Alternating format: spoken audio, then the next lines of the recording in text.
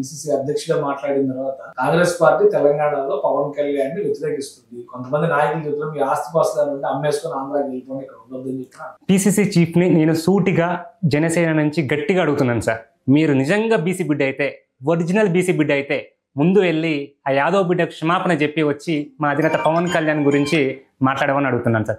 ఎందుకంటే ఆ యాదవ్ బిడ్డ గురించి మాట్లాడితే మాత్రం నువ్వు సైలెంట్గా ఉంటావు. తెలంగాణ ఇక్కడ లేకున్న సంబంధం లేని టాపిక్ వచ్చి గట్టిగా మాట్లాడుతున్నావు. ముందు పోయి మహేష్ గారు ఏం చేయాలంటే పిసిసి చీఫ్ ముందు పోయి నువ్వు రాజకీయాలకు లబ్ధి కోసం కాకుండా నిజంగా తెలంగాణ పౌరులని, తెలంగాణ బీసీ బిడ్డలను గౌరవించే వాళ్ళైతే ముందు వెళ్ళి నల్గొండ వెళ్ళి క్షమాపణ చెప్పి కోమటిరెడ్డి వెంకటరెడ్డిని మీరు సస్పెండ్ చేయాలి, అతన్ని కాంగ్రెస్ పార్టీ నుంచి రాజీనామా చేయించాలి అని చెప్పి ఆయన సభ్యత్వాన్ని కూడా మీరు రాజీనామా చేయించి బీసీ రిజర్వేషన్ ఇస్తాము, బీసీలకు అండంగా ఉంటుందట. అది నిరూపించుకోవాలంటే కోమటిరెడ్డి వెంకటరెడ్డిని సస్పెండ్ చేయాలి, ఆ బీసీ బిడ్డకు న్యాయం చేసి అదే ముఖ్యమంత్రి స్థానంలో ఆ బీసీ బిడ్డను పెట్టండి, మంత్రిగా తీసుకొచ్చి ఆయన మంత్రి పదవి బర్తఫ్ చేసి చేసిన దానికి పనిష్మెంట్గా ఆమెకు మంత్రి పదవి ఇవ్వాలి. ఎందుకంటే విచక్షణ రహితంగా సార్ మాటలు వినడానికే చాలా ఘోరంగా ఉన్నాయి.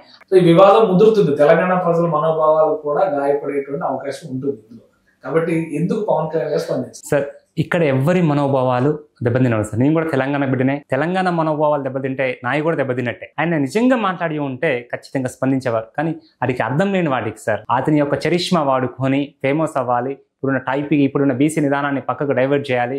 పవన్ కళ్యాణ్ మీద బురద చల్లితే కాంగ్రెస్ కి లబ్ధి చేకూరుతుంది, ఖచ్చితంగా చేకూరుతుంది సార్. ఎందుకంటే ప్రతి విలేజ్ లో సార్, ప్రతి గ్రామంలో కూడా యువత పవన్ కళ్యాణ్ గారికి పార్టీలకు అతీతంగా ఆయనకు అంటే ఇష్టం ఉన్న వ్యక్తులు ఉన్నారు. దాని బీసీ ప్రతి చదువుకున్న వ్యక్తి, ప్రతి ఉస్మానియా బిడ్డ, ప్రతి పీజీ స్టూడెంట్ ఇంటికి వస్తే సర్పంచ్ ఏం చేసినావు 6 సంవత్సరాలు, మీ రేవంత్ రెడ్డి ఏం చేసిండు, మీ కాంగ్రెస్ ప్రభుత్వం ఏం చేసిందని అడుగుతున్నారు. దాన్ని రికార్డ్ చేసి సోషల్ మీడియాలో పెడుతున్నారు. దాన్ని డైవర్ట్ చేయడానికి, యువతను మొత్తం కూడా టాపిక్ డైవర్ట్ చేయడానికి ఎలక్షన్స్ అయిపోతాయి. సినిమాలో అంటారు ఇప్పుడు సినిమాటోగ్రఫీ మినిస్టర్ కోమటిరెడ్డి వెంకటరెడ్డి స్వయంగా చెప్తారు 1-2 రోజులు కంటే 1-2 రోజులు కూడా ఆడుద్దో లేదో అన్నట్టుగా మాట్లాడారు.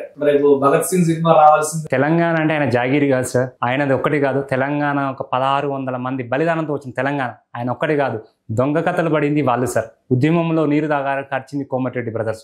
వాళ్ళు కూడా తెలంగాణ గురించి నీతులు చెప్తే వినే స్థాయిలో మేము తెలంగాణ ఉద్యమకారులు లేరు సార్. ఇక్కడ మేజర్గా ఏంటి అంటే ఆయన చెప్పేది ఒకటే సార్, తెలంగాణలో ఎవరికి నువ్వు మేలు చేసినావు చెప్పు. ఫస్ట్ నువ్వు పథకాలు ఎన్ని అమలు చేసినావు. ఒక సినీ ఫోటోగ్రఫీ మంత్రి అయ్యిండి కూడా నువ్వు కూడా పరిజ్ఞానంతో మాట్లాడాలి. ఇక్కడ ఏం చేస్తున్నారు సార్, కనీసం వీళ్ళు జీవో పేపర్ చదవడం రాదు, 8వ తరగతి ఫెయిల్ అయిన వాళ్ళు కూడా మాట్లాడుతున్నారు.